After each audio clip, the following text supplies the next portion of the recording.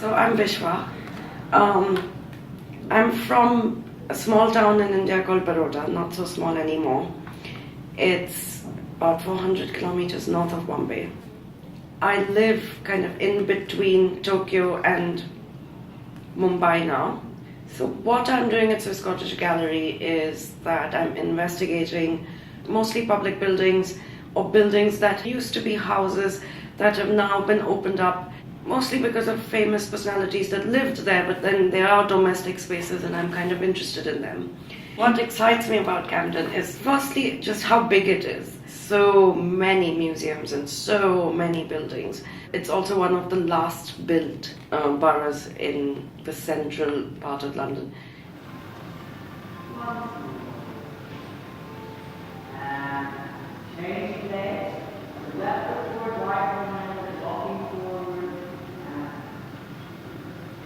So there are buildings that were built between 1735 to 1947.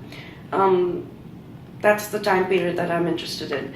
And the reason for this time period is it is colonial times in India. Because it's to this specific residency, which is about kind of India and Britain and 70 years since independence and partition, that I've chosen this period to work with. It's also a very, very broad period. It's almost 200 years.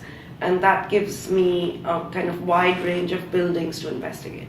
It is believed that the exchange between the two countries led to not just, just trade and goods and all of that, but an exchange of imaginations.